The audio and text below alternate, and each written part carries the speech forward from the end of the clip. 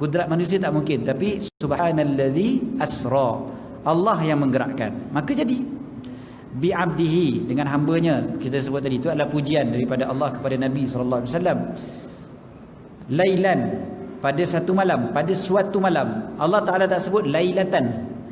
Dalam ayat tu Allah Ta'ala tak sebut subhanallazi asra bi'abdihi minal masjidil harami ilal masjidil aqsa. Allah Ta'ala tak sebut lailatan kan. Allah sebut asra bi'abdihi lailan.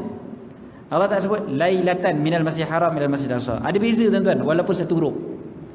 Kalau lailatan maksudnya adalah sepanjang malam, satu malam, satu malam. Lailatan satu malam. Okay. Kalau lailan, dia hanya menceritakan benda tu berlaku pada waktu malam, ataupun kita sebut suatu malam kan? Pada suatu malam, bukan satu malam kan? Jadi tengok ayat tu pun, tengok perkataan tu je, para ulama dah nampak dah kat situ. Ya Allah, Allah Ta'ala terus nampakkan sebenarnya peristiwa ni berlaku dalam tempoh yang begitu sekejap. Dia bukan pun berlaku sepanjang malam. Tuan-tuan, bahasa Arab kan, dia memang itulah antara kekayaan bahasa Arab sebenarnya.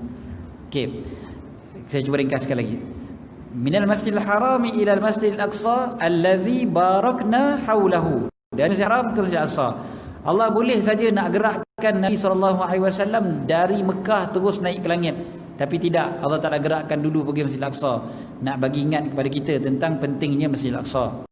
Kemudian pula allazi barakna haulahu, nak tunjukkan keberkatan pula kawasan sekelilingnya. Bumi Syam, bumi yang barakah. Syam apa dia? Yang sekarang ni ada 4 negara kan? Syria, Palestin, Lebanon dan juga Jordan. Itu dipanggil Syam, kawasan sekeliling Masjidil Aqsa. Kawasan yang hari ni banyak peperangan juga. Ya juga. Tapi ada yang kata, Ustaz, ke mana pula berkat Ustaz? Tadi Ustaz kata berkat, tapi dia orang perang tiap hari, berbunuh-bunuh, bom meletup tiap hari. Saya sendiri alhamdulillah masuk ke dalam Syria beberapa kali ketika perang. Kita perhatikan sendiri, tengok sendiri keadaan yang berlaku. Tuan-tuan, dia sebut perkara ni, barakah ni, rupanya barakah tak boleh dinilai dengan fizikal semata-mata. Barakah bukan dinilai dengan suburnya bumi itu. Betul, memang bumi dia orang subur tuan-tuan. Syria cantik, subur. Palestin subur. Tetapi bukan subur itu rupanya yang dipanggil barakah tadi. Kalau nak kira subur tempat dia orang, tempat kita pun subur juga. Tempat kita pun subur, tanaman begitu banyak, sungai dan sebagainya banyak, tapi tidak. Rupanya barakahnya mereka sebab Nabi SAW pergi ke situ. Sebab para nabi berapa ramai yang berada di tempat mereka. Para awliya, wali-wali Allah berapa ramai dekat sana, orang soleh, yang berbeza dengan tempat kita. Tuan-tuan, di sana berapa ramai nabi tuan-tuan. Sana kita ada nabi kat Gombak. Pernah ada nabi palsu kan? Tapi itu tak masuk buku kan? Itu tak masuk buku. Nabi palsu tak masuk.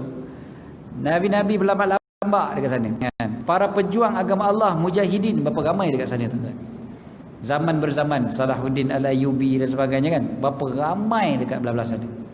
Bumi tersebut memang bumi yang penuh barakah. Apalah, tu cerita nanti dalam ada kisah berkaitan dengan Palestin, dengan Masjidil Aqsa. Okey. Allazi barakna haulahu linuriyahu min ayatina, supaya kami perlihatkan tanda-tanda kebesaran kami. Kebesaran Allah, ayatina, kebesaran Allah. Tanda-tanda kebesaran Allah terlalu banyak, dan Isra' dan Mi'raj salah satu daripada tanda. Dan ia juga sebenarnya menjadi pengajaran kepada kita semua. Tuan-tuan, orang di Mekah tak logik sebenar-benarnya ikut akal mereka. Akal mereka tak logik peristiwa Isra' Mi'raj ni. Akal mereka mana boleh dapat fikir pun idea tu. Orang terbang pun tak boleh fikir. Bukan kata dari Masjidil Haram sampai Masjidil Aqsa, naik ke langit turun balik. Dari Mekah lompat ke Taif pun dia orang tak boleh bayang. Padahal sebelah-sebelah je. Mana ada kapal terbang lagi waktu tu? Payung terjun pun tak ada lagi waktu tu. Dia orang tak boleh bayangkan lagi orang boleh terbang.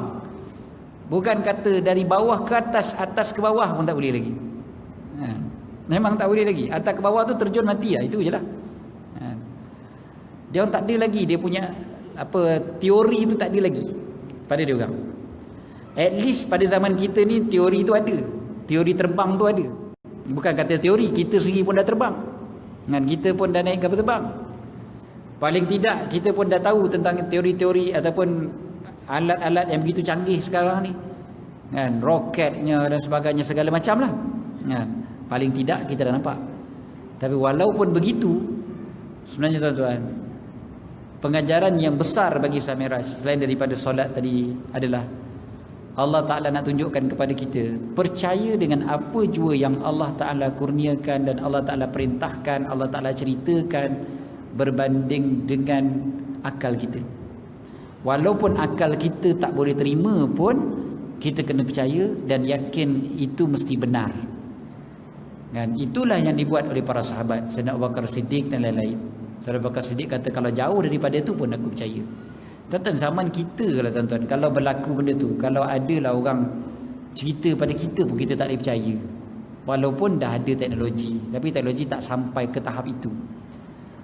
Tuan-tuan,